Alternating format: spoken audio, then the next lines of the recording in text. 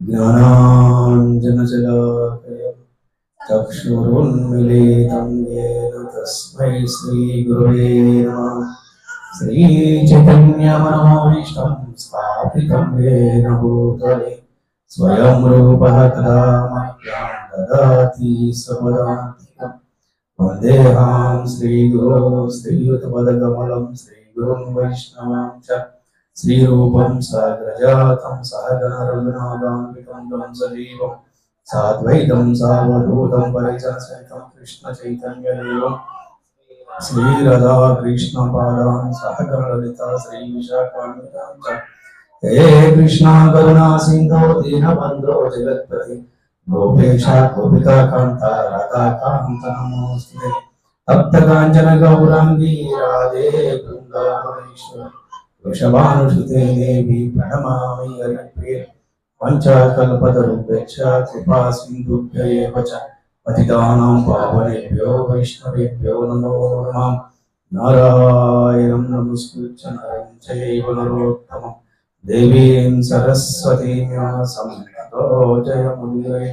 अष्टप्रायेषु भद्रेषु नित्यं भागवत सेवया भगवती उत्तम श्लोके भक्तिर्भवति नैष्ठिकी। कृष्णाय वासुदेवाय देवकी नंदनाय च नंदगोपकुमाराय गोविन्दाय नमो नमः। नमो विष्णुपदाय कृष्णप्रेष्ठाय भूतले श्रीमते भक्ति वेदांत स्वामी नामने। नमस्ते सरस्वती देवे गौरवाणी प्रचारिणे निर्विशेष शून्यवादी पाश्चात्य देशतारिणे। जय श्री कृष्ण चैतन्य प्रभु नित्यानंद श्री अद्वैत गदाधर श्रीवासादि गौर भक्तवृंद। हरे कृष्णा कृष्ण कृष्ण हरे हरे हरे राम राम राम हरे हरे। हरे कृष्णा कृष्ण कृष्ण हरे हरे हरे राम राम राम हरे हरे। ओम नमो भगवते वासुदेवाय। ओम नमो भगवते वासुदेवाय। ओम नमो भगवते वासुदेवाय। ओम नमो भगवते वासुदेवाय। ओम नमो भगवते वासुदेवाय। ओम नमो भगवते वासुदेवाय। हरे कृष्ण। భక్తులందరికీ శ్రీకృష్ణ శుభమస్తు. అలాగే ఈనాటి భాగవతం కాసి చేసిన భక్తులందరికీ కూడా ఆత్మీయవాహనం పలుకుతున్నాం. ఈ రోజున మనం భాగవతంలో పంచమ స్కందము అంటే 5వ స్కందంలో 5వ అధ్యాయంలో 8వ శ్లోకాన్ని ఈరోజు మనం చెప్పుకున్నాం. పుంసః స్త్రియో నృతోని భావమేకం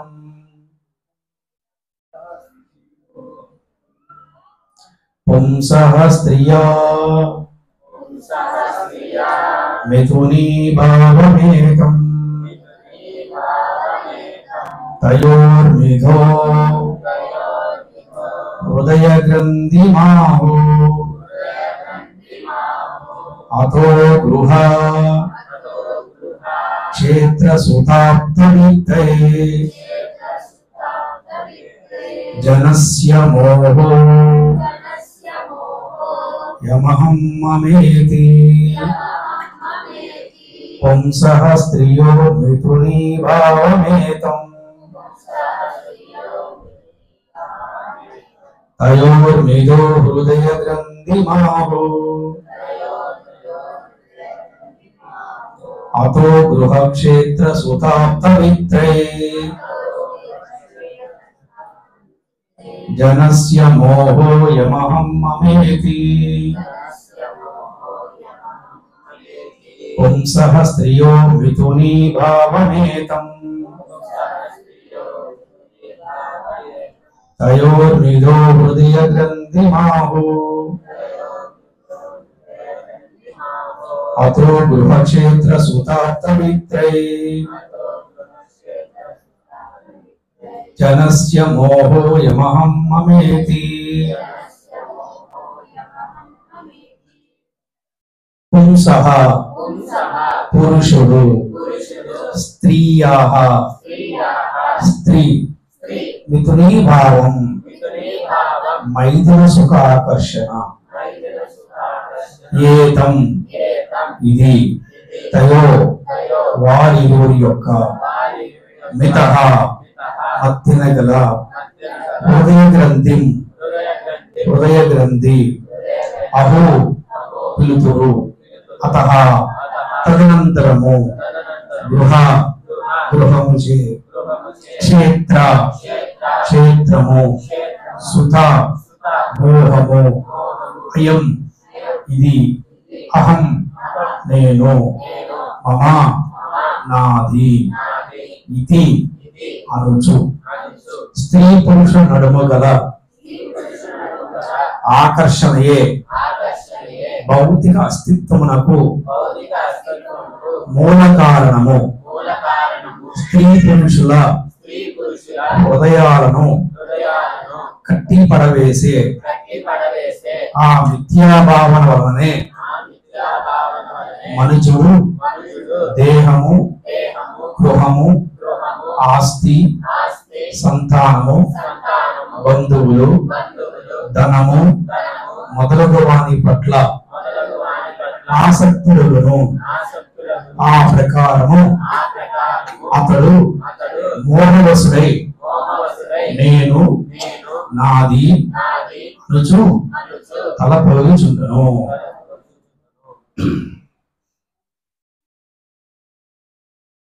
చాలా మంది నియమాల్లో మాంసభక్షణ మానేయగలరు, అంటే సాధనతోటి మత్తు పదార్థాలు కూడా మానేయగలుగుతారు, జోదం ఆడటం కూడా మానేస్తారు, అంటే మోసం చేయడం కూడా మానేస్తారు. కానీ ప్రమాదం ఏంటంటే స్త్రీ పురుషుల సంగమం, అంటే మైథున సంభోగం, అంటే సెక్సువల్ లైఫ్, ఇది మాత్రం చాలా కష్టం. అది స్త్రీలకైనా పురుషులకైనా కానీ పాటించాల్సిందే. అది స్త్రీ పురుషుల నడుమ గల ఆకర్షణయే భౌతిక అస్తిత్వములకు మూల కారణం. ఈ భూలోకములో మళ్ళీ మళ్ళీ జన్మ తీసుకుంటానికి ప్రధాన కారణం అంటే స్త్రీ పురుషుల మధ్య ఆకర్షణ అన్నమాట. అందుకని మనకి ఎందుకు ప్రధానంగా ఇస్కాన్ మందిరాల్లోనే స్వామివారు అంత అందంగా ఉంటారు అంటే అందరినీ అట్రాక్ట్ చేయాలి. ఎందుకంటే ఈ భూలోకంలో భగవంతుడి ముందు ఎవరు అందంగా ఉండలేరు అని నిర్వచనం అనమాట. ఎందుకంటే అందం మనకి ఎవరిచ్చారు? భగవంతుడి నుంచే వచ్చింది. అందుకని చూస్తే కనుక మానవులు కట్టుకునే బట్టల కన్నా కూడా ఇంకా అందంగా భగవంతుడు అలంకరణ చేస్తారు. అదే ప్రేమభక్తి అండి. మనం పట్టు చీరలు కట్టుకొని చాలా మంది స్వామివారికి ఏదో ఏమంటారు అంటే ఏదో చీర ఇచ్చేయడం కాదనమాట. కారణం ఏంటంటే అందరినీ కూడా తీసుకొచ్చి భగవంతుడి పట్ల ఆకర్షణ చేయాలి. ఎప్పుడైతే భగవంతుడి పట్ల ఆకర్షణ చేశారనుకోండి, స్త్రీ పురుషుల మధ్యన ఆకర్షణ తగ్గిపోయి ప్రతి స్త్రీలో కూడా పురుషుడు తల్లిని చూస్తాడు. అందుకే మనం ఏం పిలుస్తాం? హరే కృష్ణ మాతాజీ అంటాం. ఇది మాతాజీ అంటే అమ్మని చూస్తాం. ప్రతి స్త్రీ కూడా పురుషులలో ప్రభువుని చూస్తుంది. హరే కృష్ణ ప్రభుజీ అంటే ఏంటి? సాక్షాత్తు భగవంతుడు. ప్రభు అంటే ప్రభు అనే చిన్న విషయం కాదన్నమాట. ఈ భావన ఎప్పుడు వస్తుందంటే భక్తి చేస్తున్నప్పుడు వస్తుంది ఈ భావన.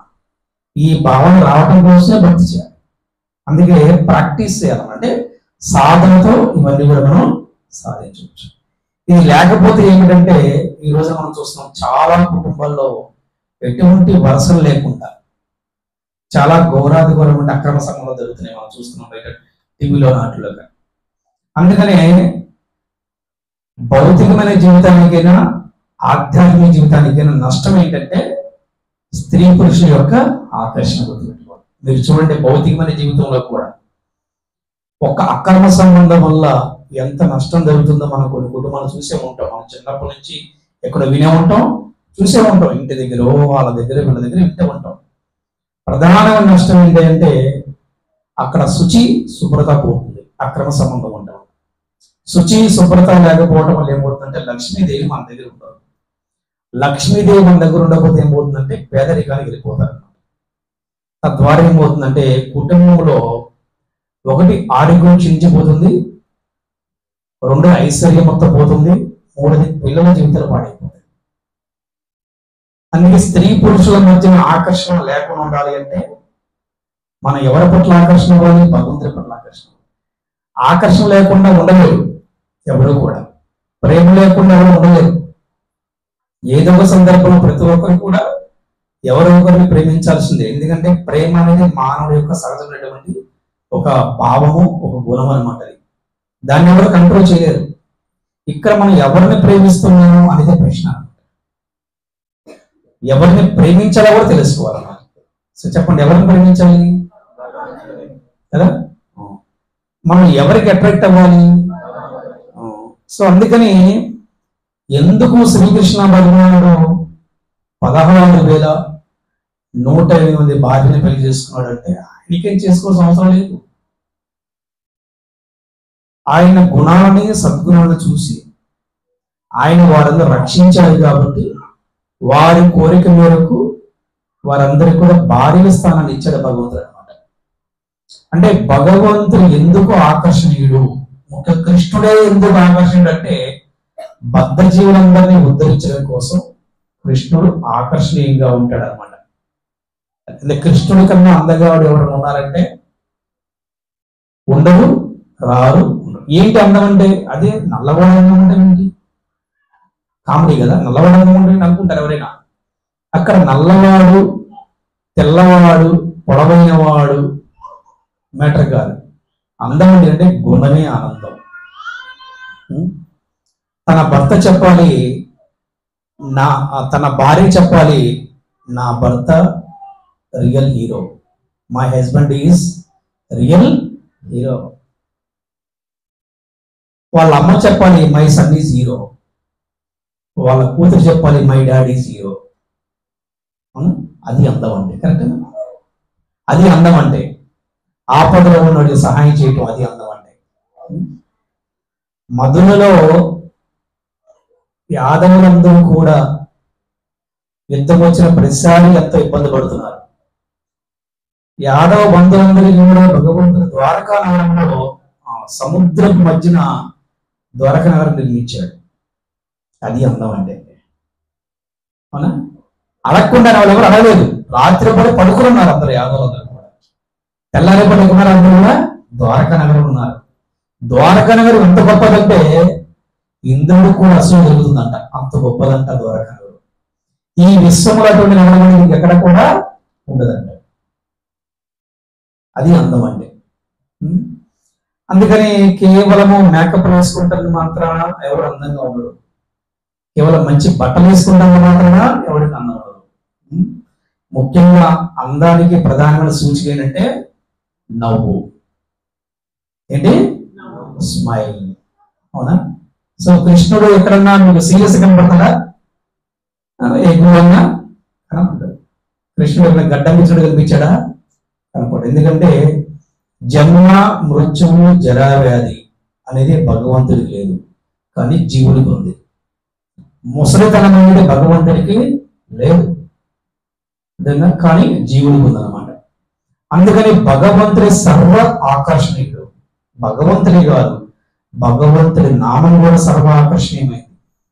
అందువల్ల ఈ భగవంతుడి నామైనటువంటి హరే కృష్ణ హరే కృష్ణ కృష్ణ కృష్ణ హరే హరే హరే రామ రామ రామ హరే హరే, ఆ నామంతో జపం చేసిన చూసేవాళ్ళు అట్రాక్ట్ అవుతారు. ఆ నామంతో సంకీర్తన చేసిన చూసేవాళ్ళు అట్రాక్ట్ అయిపోతారు. ఇదే నామంతో మనం బయట పబ్బులు నవ సంకీర్తన చేసిన అట్రాక్ట్ అయిపోతారు. అందుకనే భగవంతుడి నామానికి చాలా ఆకర్షణ ఉంది. భగవంతుడికి ఆకర్షణ ఉంది, అండ్ భగవంతుడు ప్రసాదాన్ని కూడా ఎంతో ఆకర్షణ ఉంది. మీలో ఎంతమందికి ఇష్టం మన మందిరంలో ప్రసాదం చేకరెత్తండి. ఇంతగా నీకేం కావాలి చెప్పు. ఇక్కడ ఎవరన్నా మీకు మటన్ చికెన్ పెడతారా? ఉల్లిపిల్లలపై ఉంటుందా? మరి ఎందుకంతా బాగుంటుంది ప్రసాదం చెప్పండి. నిజంగా బాగుందా లేదా కదా? ఎందుకంత బాగుంటుంది?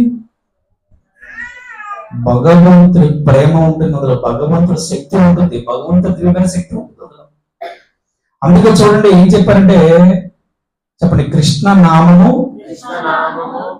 కృష్ణ కథ, కృష్ణ ప్రసాదం ఎవరినైనా మార్చేస్తున్నది ఈ కలియుగం. మన ISKCON founder Acharya is divine grace భక్తి వేదాంత స్వామి ప్రభుపాదుల వారు ఈ ఉద్యమాన్ని ఎందుకు స్థాపించారంటే, అందరికీ కూడా కృష్ణ భక్తి అందాలి, అందరూ కూడా తిరిగి మళ్ళీ భగవద్ధామం చేరుకోవాలి. ఏ విధంగా అయితే పిల్లవాడు ఇంటికి తగ్గిపోయాడో మళ్ళీ ఆ పిల్లవాడు ఎక్కడ ఆనందంగా ఉంటాడో మళ్ళీ తిరిగి ఇంటికి వెళ్తే ఆనందంగా ఉంటాడా లేదా? అవునా? వాడికి ఎవడన్నా పెంచుకున్న తర్వాత వాడికి సొంతని గుర్తుకొచ్చింది అనుకోండి, తల్లిదండ్రులు ఎవరు తెలుసుకున్నాను వాడు ఆనందంగా ఉంటాడా? మళ్ళీ అక్కడికి వెళ్ళిపోండి. మన పరిస్థితి కూడా అనమాట. అందుకని సరే ప్రభుపాదుల వారు ఈ ఒక మంచి సాంప్రదాయం ఇచ్చారు, ఒక మంచి సిస్టమ్ ఇచ్చారు. సండే ప్రోగ్రామ్, సండే ఫీస్ట్ అంటారు అన్నమాట. సండే ఫీస్ట్, సండే ఫీస్ట్ అంటే సండే రోజు అందరిని పిలవడం, హారతి, సంకీర్తన, భాగవత్ కథా ప్రవచనము, అందరికీ భగవంతుడి ప్రసాద వితరణ అన్నమాట. దీని ద్వారానే అందరూ కూడా భక్తులు అవుతారు. కేవలం ఇంట్లో కూర్చుంటే భక్తులు అవ్వరు. సీజనల్ గా అప్పుడప్పుడు సీజనల్ భక్తి అంటారు అన్నమాట. ఏదో శ్రావణ మాసం వచ్చింది, శుక్రవారం శ్రావణ శుక్రవారం చాలా మంచిది, మంచిదే చేయటం. Something is better than thing. చేస్తూ ఉంటే, ప్రాక్టీస్ చేస్తూ ఉంటే భగవంతుడు ఉంటారు. కానీ అది ఒక్కడే సరిపోదు. ఈ విధంగా సండే చక్కగా రావడం వల్ల ఈ కృష్ణ నామతో సంకీర్తన, కృష్ణ కథ వినటం, అలాగే కృష్ణ ప్రసాదం తీసుకుంటాం వల్ల ఏమవుతుందంటే ముఖ్యంగా స్త్రీ పురుషుల మధ్యన ఆకర్షణ తగ్గిపోతుంది. దీనికి ఒక గొప్ప ఎగ్జాంపుల్ ఏంటి అంటే, మనము రీసెంట్ కూడా జూమ్ లో భగవద్ధామం ఎలా ఉంటుంది అని చెప్పి మన క్లాస్ చెప్పుకున్నాం, భగవద్గీత. అందులో వర్ణిస్తున్నారు ఆచార్యులు, వైకుంఠంలో ఎలా ఉంటారు స్త్రీలు అంటే ప్రతి ఒక్కరు లక్ష్మీదేవి గారు ఉంటారంట. మరి లక్ష్మీదేవి చాలా అందంగా ఉంటారు, మన అమ్మ కదా, అందరూ తెలియ కదా, అవునా? సో అంటే అక్కడ ఎలా ఉంటారంటే, భూలోకములో చూసినటువంటి ఒక అందగత్తి కన్నా 100 రెట్లు ఎక్కువగా అందగత్తులు ఉంటారంట వైకుంఠ వాసులు. ఎంత 100 టైమ్స్ ఎక్కువ. అలాగే పురుషులందరూ కూడా విష్ణుమూర్తిలా ఉంటారు, చిత్రభూజాలతో ఉంటారు అన్నమాట, అవునా? కానీ మరి భగవంతుడు ఎంత అందగా తెలుసు కదా. కానీ అక్కడ ఎవరికి కూడా ఆ స్త్రీ పురుషుల మధ్య, ఆ వైకుంఠ వాసుల మధ్య ఆకర్షణ అనేది ఉండదంట, కామభావన ఉండదంట. చూసారా? ఇంద్రియ భోగం అనే మాటే ఉండదంట. కారణం తెలుసా? వాళ్ళందరూ కూడా భగవంతునికి ప్రేమగా సేవ చేస్తూ ఉంటారు. వారి భార్యలతో వైకుంఠ వాసులు అక్కడ లోకలాగా పుష్పక విమానాలు విహారిస్తూ ఉంటారట. ఎంతో అందంగా ఆనందంగా భార్యలో సరసలాడుతూ ఉంటారంట. కానీ కామం అనే మాట మాట్లాడాలంట. కారణం ఏంటంటే వాళ్ళు నిరంతరం కూడా భగవంతుడు ఏ విధంగా సేవ చేయాలని చూస్తూ ఉంటారు. లక్ష్మీదేవులు అక్కడ లక్ష్మీదేవుల్లా ఉంటారు సేవ చేసేవాళ్ళు. వారు స్వామివారు ఏ ప్లేస్ అయితే తిరుగుతూ ఉంటారో ఆ ప్లేస్ అంతా కూడా వాళ్ళు ఎప్పుడు కూడా తుడుస్తూ ఉంటారంట. అసలు అక్కడ దుమ్ముదిలే ఉండదంట, అయినా తుడుస్తూ ఉంటారు. ఇదేంటంటే ఎప్పుడు స్వామివారి అనుగ్రహం మాకు కలుగుతుందా, ఎప్పుడు స్వామివారి హృదయంలో మాకు స్థానం పొందుతుందని ప్రయత్నిస్తూ ఉంటారంట. అది ప్రేమ భక్తి అంటే కదా. కానీ మన మందిరాల్లో దుమ్మున్న కూడా ఎవరు తప్పుడు. అంటే వైకుంఠ లోకాలకి ఈ భౌతిక లోకాలకి తేడాది అనమాట. ఇక్కడ చూస్తే ఇంద్రియ భోగం అనేది కామన్, ఇక్కడ సర్వసాధారణం. ఇక్కడ ఇంద్రియ భోగం అనేది స్త్రీ పురుషుల మధ్య ఆఖరి సర్వసాధారణం ఇక్కడ అనమాట. అసలు అది లేకపోతే ఇవాళ ఏ సినిమాలో లేదు అసలు. కానీ వైకుంఠం అలా కాదన్నమాట. వైకుంఠంలో ప్రతి జీవి అంటే ఇంకోటి కూడా చూస్తున్నాం మనం.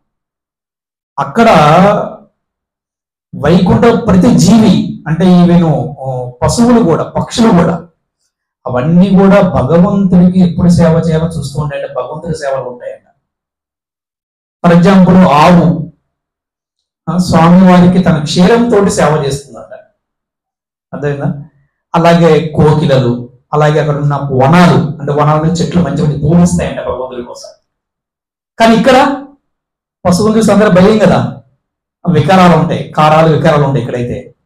కానీ అక్కడ ఎలా ఉంటుందంటే ప్రతి జీవి కూడా, చెట్టు పుట్ట, అర్థమైందా, వనాలు అన్నీ కూడా భగవంతుడికి సేవ చేస్తుంటాయి. అందుకే వారందరూ కలిసి ఎలా ఉంటారంటే చక్కగా అన్నదమ్ముల్లాగా అక్క చెల్లెలాగా ఉంటారు. లాగా కాదు, భగవంతుడి సంతానం మనందరం కాబట్టి అందరూ కూడా అన్నదమ్ముల్లాగా అక్క చెల్లెలాగా కలిసి ఉండాలన్నమాట. అందుకే చెప్తారన్నమాట, సన్యాసం తీసుకున్న పెద్ద పెద్ద స్వామీజీని అడగండి మీది ఏ కులం అని. వాళ్ళు ఏం చెప్తారు? ఏ కులం అని చెప్తారు? గట్టి చెప్పండి. ఏం చెప్తారు? అది ఎందుకు చెప్తారంటే మేమంతా గోలోక వాసులమే నిజం చెప్తారు. అంటే ఒక్కొక్క సాంప్రదాయం ఉండొచ్చు, అంటే ఒక్కొక్కరు అమ్మవారిని పూజించవచ్చు, అది ఇంకొకరు శివుని పూజించవచ్చు. బట్ అల్టిమేట్ గా అందరూ కూడా గోలోకం అని చెప్తారు, గోకులం అని చెప్తారు. అందరూ కూడా భగవంతుడి యొక్క సంత. ఈ విషయం ఎక్కువ మనకి భాగవతం ఉందన్నమాట. అందుకని తాత్కాలికమైన ఆనందాల కోసం, తాత్కాలికమైన సంతోషాల కోసం పాకులాడకుండా శాశ్వతమైన ఆనందం కోసం, శాశ్వతమైన సంతోషం కోసం, మనం శాశ్వత నివాసం కోసం మనందరూ ప్రయత్నించాలన్నమాట. ఆ ప్రయత్నం కోసమే ఈ విధంగా మన మందిరాల్లో భగవద్గీత, భాగవతాలు, అలాగే ఉత్సవాలు, కృష్ణాష్టమి, బలరామ జయంతి, రాధాష్టమి, జగన్నాథ రథయాత్ర ఇవన్నీ జరుపుకుంటాం. ఎందుకంటే ఎన్నో సేవలు చేస్తే ఎక్కడో ఒక సేవ భగవంతుడు నచ్చచ్చు, అప్పుడు భగవంతుడు మనం పట్టుకున్నాడు. ఒక్కసారి భగవంతుడు మనం పట్టుకున్నాడా ఇక లైఫ్ ఎలా ఉంటుందో తెలుసా? పుష్పకుమారం అనమాట. ఎన్ని అడ్డంకులు వచ్చినా చక్కగా ట్రైన్కి ఎక్కడ బ్రేకులు ఉండవు, ట్రైన్ స్మూత్గా వెళ్ళిపోతూ ఉంటుంది అనమాట, అది ఎక్కడ సౌండ్ లేకుండా. సో అలా కాకుండా మనం ఏదో టైం పాస్ కోసం చేస్తున్నాం అనుకోండి, ఎప్పుడు బ్రేక్లే. మనకు రేపు మంచి కృష్ణాష్టమి వస్తుంది, కృష్ణాష్టమికి నేను కూడా రావాలి, అభిషేకం చేయాలి కోరుకుంటే ఎవరికైనా. అదే వాళ్ళ అమ్మ అంటది అనమాట, ఏం వెళ్తారా ఉండు, నువ్వు ఎలా బగ్గి ఇప్పుడు నా తలనొప్పి ఉంది, నువ్వు నాతో పాటు ఉందని కూడా అయిపోయింది. ఇవ్వలేదు కదా. అలా కాకుండా మనము సిన్సియర్ సేవ చేస్తున్నాం అనుకో, అమ్మ కూడా పంపిస్తుంది అనమాట. ఎందుకంటే అమ్మ హృదయంలో ఎవరున్నారు? మన హృదయంలో ఎవరున్నారు? అందుకని శత్రువు ఉన్నాడని ఇప్పుడు మన బాధపడాల్సిన అవసరం లేదు. మన భగవంతుని ప్రార్థించాలి. ఏమో ప్రార్థన తెలుసా? నాయన కృష్ణ, నాకెవరున్నారు? నువ్వే కదా. ఏ ప్రభు, నాకెవరున్నారు? నువ్వే కదా. వాడి హృదయంలో మీరే కదా, నా హృదయంలో మీరే కదా. ఇది చెప్పొచ్చుగా వాడికి అని, అంతే కరెక్ట్ వెళ్ళిపోకూడదు మీరు. అవునే కదా, కరెక్టే కదా. ఇలా ఉండాలి. ఇలా ఉన్నప్పుడు ఏమవుతుందంటే మనకి ప్రేమ భక్తి వస్తుంది అన్నమాట. ఫైనల్ చెప్పండి, మనకి ప్రేమ భక్తి కావాలి. మనం ఏ సేవ చేసినా ప్రేమగా సేవ చేస్తే భగవంతుడు తప్పకుండా స్వీకరిస్తాడు. అలాగే మనకేం కావాలో అది తప్పకుండా ఇస్తాడు, అందులో ఎటువంటి సందేహం లేదు. చెప్పండి. తేషాం సతత యుక్తానాం భజతాం ప్రీతిపూర్వకం దదామి బుద్ధి యోగం తం ఏన మాం ఉపయాంతి తే.